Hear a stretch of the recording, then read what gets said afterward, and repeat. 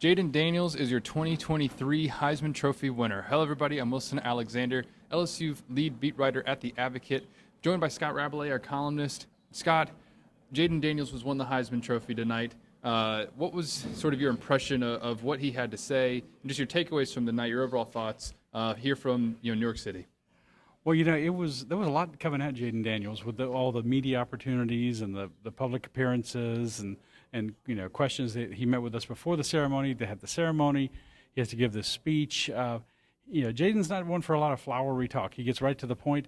But it was a very nice speech in terms of the fact that he thanked everyone, and he mentioned Greg Brooks. He thanked the support staff at LSU, all of his coaches and teammates at LSU and at Arizona State, where of course he started his career. And it was very thoughtful and well prepared. I think that's the watchword. I think with Jayden Daniels, well prepared. Yeah, didn't leave a lot to chance, and he got in. Everyone thanked that he wanted to. So it was a nice job for him. And I can't imagine what it must feel like to go through this kind of whirlwind.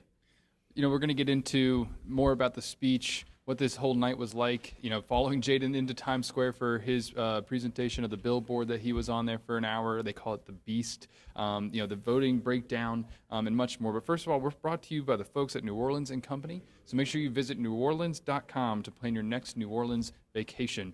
Rab, I was struck by Jayden tonight, how relaxed he still seemed, which is what we've seen out of him in the biggest moments on a football field. Right. But this was the kind of place where emotion you would think maybe might come out in terms of something a little bit more than what you usually see out of him. I mean, 2019, Joe Burrow was brought to tears, cried more than he said he ever had in his life. Jayden really held it together. He was calm, he was collected, he was joking a little bit, and a lot of joy just coming out in that moment. Certainly a career accomplishment for him, but it just felt like the Jayden Daniels that we're very used to seeing, only on a much bigger stage. Yeah, he said he cried a little bit. I mean, I don't see how you could have a moment like this, a life-changing moment, and not have it affect you in some way. But he held it together very well.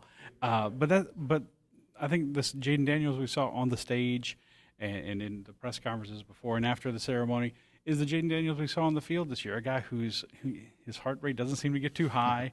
He doesn't seem to ever be overwhelmed by the moment. And I think that carried into this amazing watershed moment for his life and his career as a football player, and I thought he handled it very well, and it was pretty much what I expected from Jayden Daniels, considering the kind of calm and cool leader we've seen him be for the LSU football team. You mentioned the people that he thanked, and that seemed to be maybe the most memorable part of his speech. With Joe, it was of course the sort of the call for helping Athens and food insecurities, and the way His that's hometown, turned right. Exactly, and the way that's turned into a foundation that his parents operate. When Jayden, it was thanking so many people who have been influential in his life. And I don't know if you mentioned a second ago, but the janitors in LSU's facility. And he was asked about that comment later, and then he mentioned the folks in the cafeteria in LSU's nutrition center who he recognized do so much to support them, and that he wanted to recognize them for everything that they had done to help him get to that point, and all of his teammates. And he thanked his coaches, his quarterback coaches, LSU's coaches for bringing a guy over from Arizona State, as he said, to the Bayou, and His offensive line in particular. exactly his receivers, who he said they're like Waffle House because they're always open. True. And then of course his mom and his dad. Yeah. And what was it like for you? Maybe I think that these are always, it's so fun in touching, watching, like in these kind of moments in particular, a player with their families and their loved ones in general. What was it like for you seeing him with his mom and his dad, and these two people who were so influential in his life? Well, as you put yourself in their place as a parent, you just think of, you can't want anything for yourself that you wouldn't want your child to accomplish more. And I'm sure that was what it was like for his mom and dad. There was talk, of course, during the broadcast on ESPN about how his dad gave him a football, as soon as he could walk, and he showed him videos of Joe Montana to kind of inspire him. And I think there was talk that he wanted him to be a cornerback instead of a quarterback. That's the position that his dad played. He was a college corner. So Jayden made a joke about yeah. this. I hope you're not disappointed. I'm sure he's not. Not one bit. But it was you can be empathetic to everyone, and I can't imagine how much their hearts were pounding, waiting for the announcement, because you go through that whole hour plus. The show ran over a little bit, and you're waiting and waiting and waiting to hear whose name is going to be called. And I don't think any of us were totally sure it was going to be Jayden Daniels' name called. But it wasn't like 2019 when Joe Burrow won by the biggest landslide in Heisman history. So this was a little bit different. And then, but then you see, Jayden said it was a sigh of relief, and I can imagine that it was. Absolutely. The final total breakdown here of the voting. Jayden has 2,029 points. Michael Penix was in second from Washington. He had 1,701. That's a difference of, I think, 328 votes. Jayden with 503 first-place votes. Penix had 292 first-place votes. But there was also an interesting stat about how Jayden, the seventh most vote getter of all time, or excuse me, On some of most ballots. on the seventh most ballots of all time, Yeah. with roughly 90%. Yeah. And so clearly there was a wide swath of people throughout the country who thought that he was deserving of at least being considered and put them on their ballots. And he ended up winning 4 of the 6 regions. And it seemed like the breakdown made a good bit of sense there. He took Southwest, actually the region where he played at Arizona State. Mm-hmm. He took the South, of course, here, a significant margin in that regard. He took sort of the Atlantic and the Northeast regions. Penix ends up taking the Midwest region, I believe it is, by 1 point, essentially, and then wins out West. So what did you make of just sort of how that all broke down and the margin in which Jayden won by? I was surprised, first of all, that he was second in the West, ahead of Bo Nix, actually. Bo Nix finished only third in the far West. I thought it was going to be like a neck-and-neck race between Penix and Nix out there, because I figured some voters voted before the Pac-12 championship game, which Washington beat Oregon in. I think it spoke to, once we saw the voting breakdown, we thought it was going to be very close. And then, like I said, it wasn't a lock that Jayden was going to win. But I think what resonated with the Heisman electors out there across the country was his resilience as a player. He comes back from the injury against Alabama. He's in the concussion protocol. He comes back the next week and has this amazing game against Florida. Over 600 yards total offense. First quarterback with 350-plus passing and 200-plus rushing and 5 touchdowns. Has the long touchdown run. Has the Heisman moment. Everything's wrapped up in it. And it was reflected in the lining of his jacket. Right? It was right. the images of him from that game. And I gotta give hats off to Brian Kelly and the people at LSU as well, who put the numbers out there and showed how what a tremendous season he had. And yes, he had some headwinds, the 3 losses, and he couldn't be the best player on the best team. Michael Penix has a chance to do that, but Jayden does not, because LSU lost 3 games. But in the end, the voters didn't hold that against him when it looked like they might. And I think that was, why was that? I think they were really impressed by a quarterback who could do things that no one else could do in terms of throwing the ball deep very accurately and running like he did. He's the 26th leading rusher in the country, with over 1,000 yards for the season. And Brian Kelly even said that this year you saw it yourself at every game, especially as you went through the season, and defenses tried to do different things. But he said he talked to people in the coaching world, and he confirmed for him that everything that you could pretty much throw at Jayden was thrown at Jayden, and it didn't matter. Brian Kelly said basically the best defense was not even what you could do defensively, but keeping him off the field. That was the best you could do. Texas A&M certainly tried that and almost worked, but even in that game, the one that probably clinched this for Jayden, with the help, of course, of Washington beating Oregon in the Pac-12 championship game, where he ends up, throwing 3 touchdowns in the fourth quarter and leading a comeback in a huge win there. A few other things about tonight that I think are certainly notable. After the word, Jayden Daniels said that one of the Heisman Trophy winners who came up to him was Andre Ware. And Andre Ware was the first black quarterback to win the Heisman Trophy, correct? And, yes. And that was something that was really significant for Jayden. As an African-American quarterback himself, it's something that he actually talked to me about in the preseason, that he wanted to be able to help continue to pave the way for people like him. That was part of the reason he always looked up to Lamar Jackson, who won in 2016, was that they had a similar play style. With 3 losses. Exactly. A similar play style, and someone who Jayden said yesterday really showed them that he could do everything that he wanted to do in this sport. And so that was significant as well. And then, you go afterward, we're here basically where Jayden Daniels has his press conference, was right behind us earlier, where he lifted the trophy and kissed it, and you saw for the first time his name on the Heisman itself. And then they went out into Times Square, and LSU, much like it did in 2019 with Joe Burrow, had a billboard ready on a screen that's called the Beast, for how big it is out there in the middle of Times Square, and Jayden Daniels was part of this scene. How much it was incredible watching him. There were people out there who were like, "Is that Mariah Carey or is that Beyonce?" And there's people in it's SantaCon up here right now, so there's people in Santa outfits, and a lot of folks being like, "Who is this?" I think they're going to know pretty soon. Yeah, I mean, like this is the most well-known, well-recognized individual trophy in American sports.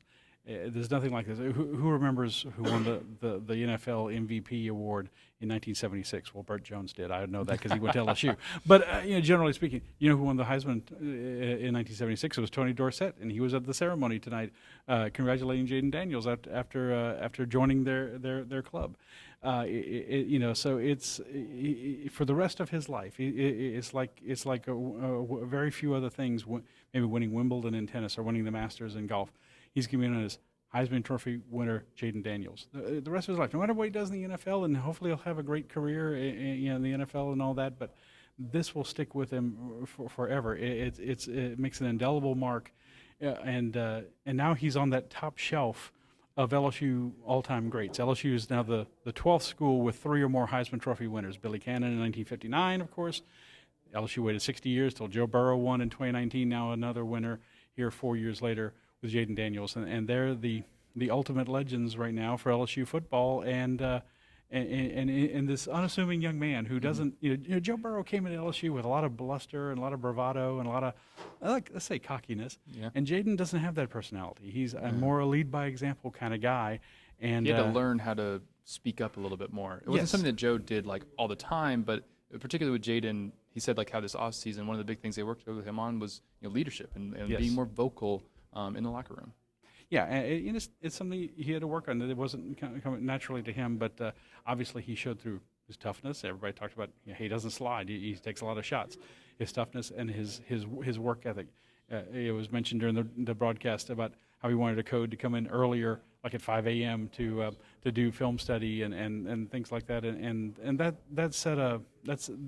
made a lot that resonated with his teammates, and obviously helped him to be the quarterback that he was. You sort of started broaching this subject, and maybe something we'll get into more later as you can really sit down and think about it. But your just sort of initial thoughts. Jayden Daniels, over now 2 seasons at LSU, he's a Heisman Trophy winner, and that's going to be the biggest accomplishment that he always has. But he's obviously only the 3rd one in LSU history to do so. They didn't win a championship with Jayden Daniels at quarterback, something that you could tell over this weekend ate at him a little bit. He seemed a little bit envious of Michael Penix, that Michael Penix was actually going to be in the college football playoff. It was something he even said tonight during his press conference, or it might have been during his speech actually, sort of apologizing to LSU fans because his goal was to win a championship this year, and that's obviously something that didn't happen because of what LSU was unable to do defensively. All that being said, where in your mind is sort of Jayden Daniels in the kind of pantheon or league of LSU greats? Like what sort of air would you put him in now? Well, it's a very good question because obviously Billy Cannon led LSU to a national title in '58. Then he won the Heisman the next year. And for years, I would say still for a long time, LSU football fans, he's still the standard by which a lot of LSU players are judged. And then Joe Burrow comes along and leads them to the best season ever at LSU. And Jayden didn't do that, not through any fault of his own. I mean, obviously we know the problems they had on defense. This was a historically bad LSU defense, and they gave up 45 points and lost to Florida State, and 55 to Ole Miss, and 42 to Alabama.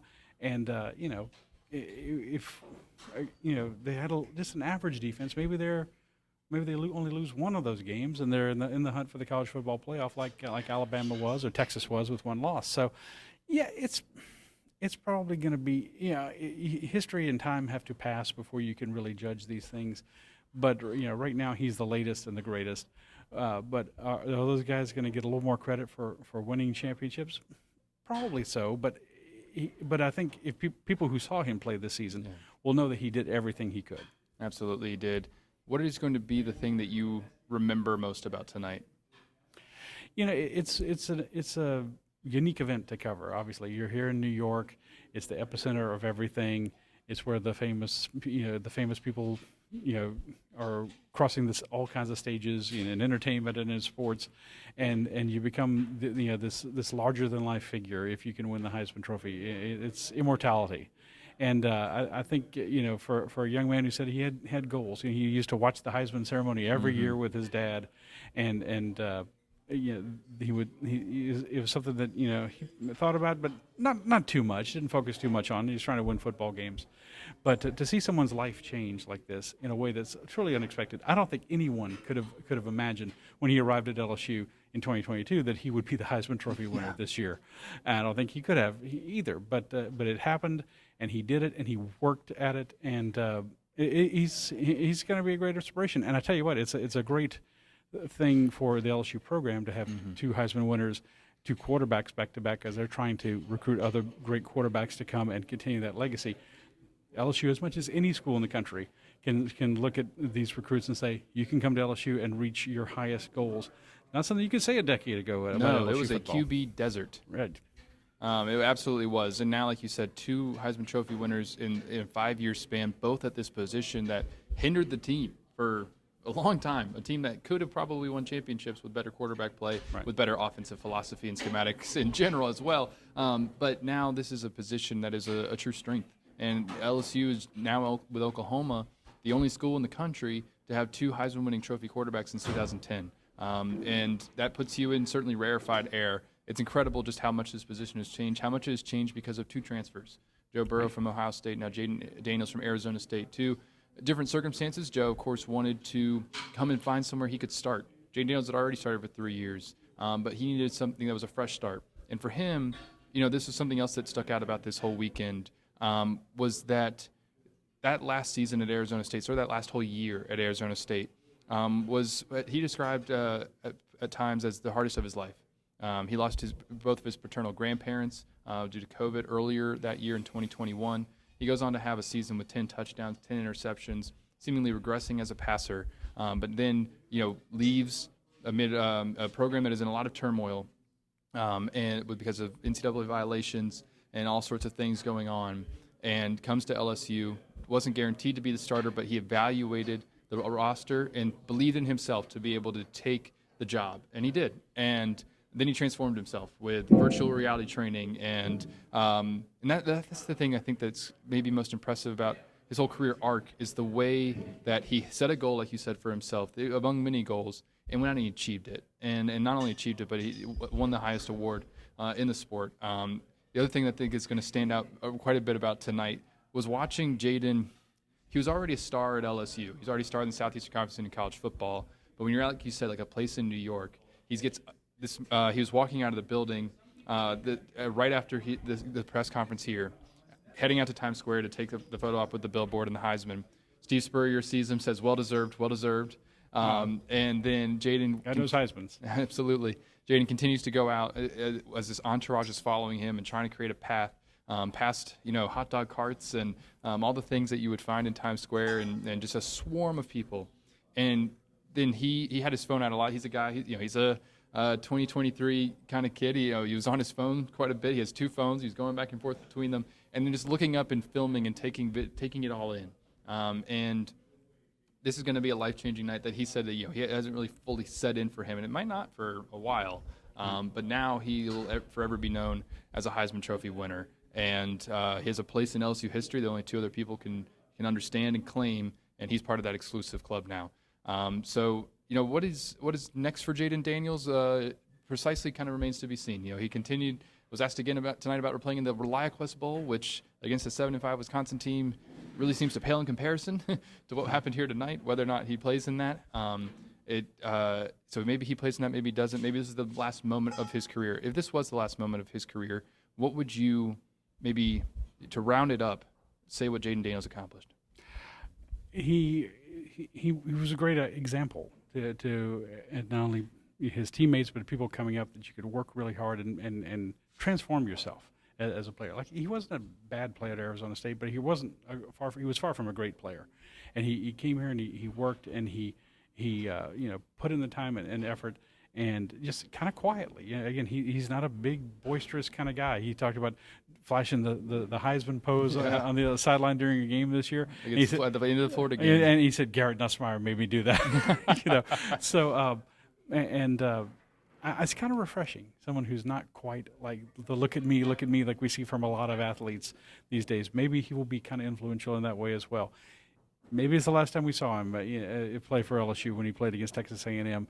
Certainly, he's got his draft stock has shot up immensely. I was showing you a mock draft from CBS Sports earlier that has him the number 2 pick overall, not just the number 2 quarterback, which he is behind May from North Carolina, but the number 2 pick overall. And so we'll see if that comes to pass. But he, what was his draft stock last year? He was told when he was trying to decide whether or not he was going to come back last year. He was told he would be a mid to late day 2 pick, and the word that was constantly coming from evaluators was hesitant. Right. And he was hesitant as a downfield passer. And it was interesting though to hear him tonight say how he wished that he had that was always the critique against him, and that he was too skinny. And that he wasn't vocal enough. He wasn't much of a leader because his demeanor is so calm. It was interpreted at Arizona State early on that he just wasn't a leader and that he didn't have that kind of gene in him. And he said tonight Jayden didn't like tell anybody off or anything. He did it in a way that, like you said, is unassuming and still very humble. But he said, I wish I had stopped listening to the naysayers earlier because, and said it in his speech, people thought I was too skinny and I added weight. People thought I couldn't throw the ball downfield, and I figured that out, and you saw the downfield passes. People thought I couldn't lead, and I learned how to do that as well. And he's proved everybody who doubted him wrong along the way. Yeah, everything they said was a shortcoming for him in his career. He worked on, and he overcame that. Became a better downfield passer.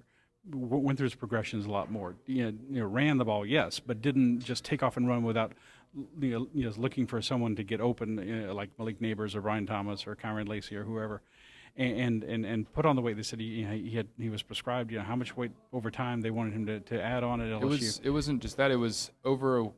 So it was a long-term goal, and then that broke down to certain pounds per week in order to get to about 10 to 15 more pounds. And he did all those 205. things. I think that was something we all overlooked with Jayden Daniels. It was his willingness and his drive to get better because he's kind of a more quiet, less not a boisterous individual. He's not hitting you over the head with, "Hey, look what I'm doing." Yeah, you had to kind of find it out about him, and now we see the end result. He's a Heisman Trophy winner, and not just he won. He deserves to win, and I think we'd be here if he didn't win, talking about a guy who maybe got kind of passed over, and because of the record his team had, everybody overlooked that, and they saw the quarterback he became, which was the best player in the country. Absolutely. Jayden Daniels will now forever be known as a Heisman Trophy winner, which is something that still feels a little surreal to say, especially because there's only been 3 in all of LSU history. But Jayden is part of that club.